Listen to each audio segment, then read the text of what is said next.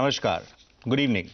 Money गुरु में आपका स्वागत है। आज के कार्यक्रम में हम बातचीत करेंगे सेविंग्स के महत्व और इन्वेस्टमेंट्स के तमाम ऑप्शंस पर। देखते हैं कार्यक्रम में क्या खास रहने वाला है, किन पहलुओं को हम खास करके छूने वाले हैं, इसके अकॉर्डिंगली जो आपके प्रश्न आए हैं। तो आज के कार्यक्रम में स्पेसिफिकली पेंशन प्लानिंग पर बातचीत होगी, वहीं म्यूचुअल फंड्स के जो बेहतरीन विकल्प हैं उनका जायजा लिया जाएगा, और फिक्स मैच्योरिटी प्लान्स और बैंक एफडीज में अगर आप आगे बढ़ना चाह रहे हैं तो किस तरह से बढ़े, क्या कुछ आप बेहतर रहेगा, इसके तमाम हम पहलुओं को छुएंगे। और हम आपको बताना चाहेंगे कार्यक्रम में पार्टिसिपेट करने के लिए मुंबई स्टूडियो में इस वक्त हमारे साथ मौजूद हैं अभिनव अंग्रीश, जो कि एमडी हैं investonline.in के। गुड इवनिंग, आपका स्वागत है अभिनव कार्यक्रम में। Good evening sir. और दर्शकों को हम बताना चाहेंगे, अगर आप कार्यक्रम में हिस्सा लेना चाहते हैं तो अपने प्रश्न हम तक भेजने के लिए आप मोबाइल के मैसेज बॉक्स में लिखें सेव, उसके बाद स्पेस देने के बाद अपना प्रश्न, अपना नाम और जहां से सवाल पूछ रहे हैं कंप्लीट डिटेल्स हमें 57575 पर एसएमएस कर दें। हम इंतजार करेंगे आपके प्रश्नों का।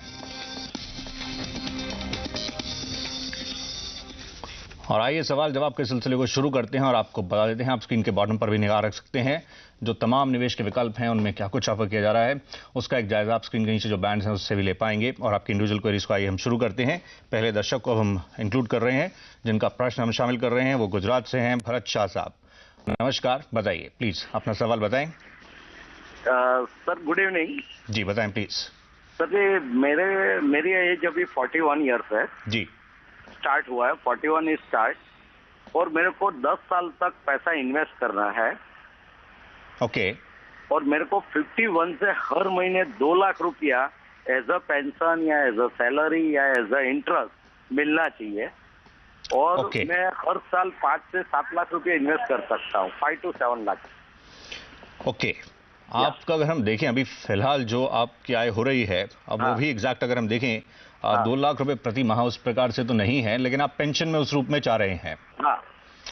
ओके। उम्र आपने बताई जिस प्रकार से 41 है, इसमें अगर हम निवेश के विकल्पों की बात करें उसमें वैसे अभिनव आपको बताएंगे इक्विटीज के जरिए आगे बढ़ना बेहतर रहता है, लेकिन जो आप निवेश करने का सोच रहे हैं और इनफैक्ट फिर आप जिस प्रकार के रिटर्न्स इस टाइम फ्रेम में चाह रहे हैं वो थोड़ा मुश्किल भी लगता है।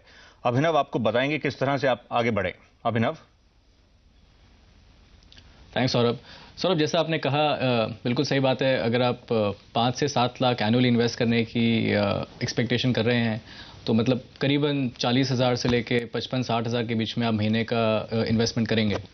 अगर मैं एक म्यूचुअल फंड SIP का भी ऑप्शन अगर चूज़ करूं और एक एक्सपेक्ट करूं कि रिटर्न मेरे को करीबन 12 से 13% तक मिलेगा, जो एक एक्सपेक्टेशन है, फिर भी at the end of 10 years मेरे को मैक्सिमम 1 करोड़ से लेके 1.25 करोड़ के बीच का मेरा कॉर्पस बन जाएगा।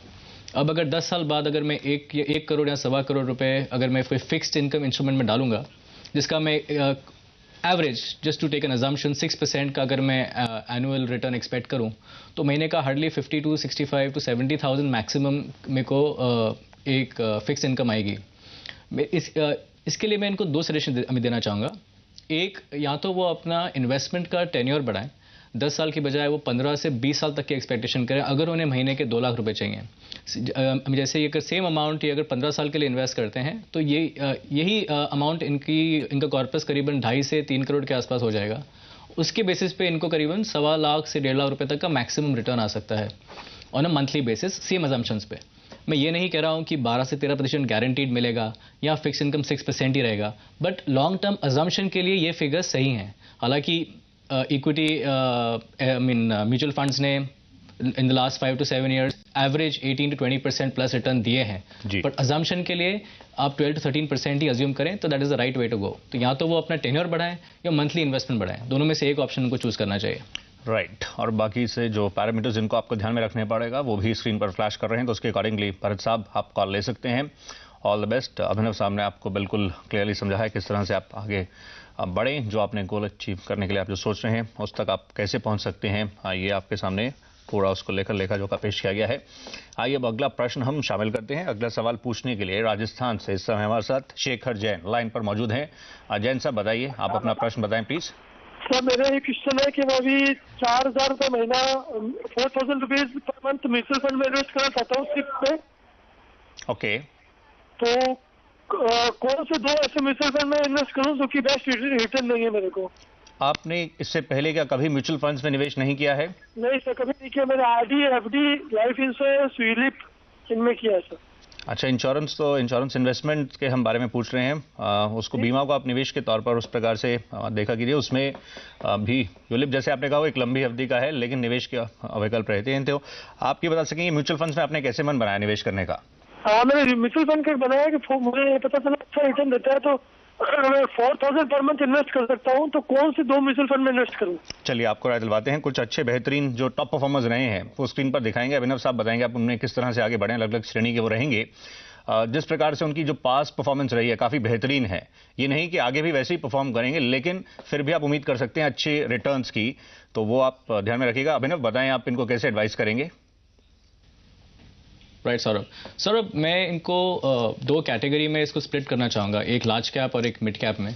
मैं चाहूँगा कि अगर लार्ज कैप चूज़ करें तो इनमें से कोई भी 3 फंड चूज़ कर सकते हैं, जैसे डीएसपी ब्लैक रॉक का टॉप 100 फंड है, एचडीएफसी टॉप 200 फंड है, या Franklin India blue chip fund है। ये बड़े पुराने फंड्स हैं, ऑलमोस्ट 7 to 10 ईयर्स का इनका ट्रैक रिकॉर्ड है, और एवरेज 5 to 10 ईयर्स के बीच में इन्होंने कम से कम 20 से लेकर 30% के बीच में एक एवरेज रिटर्न्स दिए हैं। ये तीनों फंड्स लार्ज कैप फंड्स हैं। मिड कैप कैटेगरी में आप या Birla sun life dividend yield plus fund use कर सकते हैं, आप Sundaram select mid cap fund use कर सकते हैं। तो मिड कैप फंड्स के भी ये जो 2 फंड मैं आपको सजेस्ट कर रहा हूँ, इनका भी long term return has been about 25 to 30%, 7 to 10 years के एक अगर आप एवरेज लें। मैं ये नहीं कह रहा हूँ कि ये सेम रिटर्न्स कंटिन्यू करेंगे, बट अगर इनका इन्वेस्टमेंट का क्राइटेरिया लॉन्ग है और ये मंथली अगर रेगुलरली इन्वेस्ट करेंगे, तो इन दोनों कैटेगरीज में से कोई भी अगर एक फंड ये चूज़ कर लें, एक लार्ज कैप और small cap, I think you should get his goal.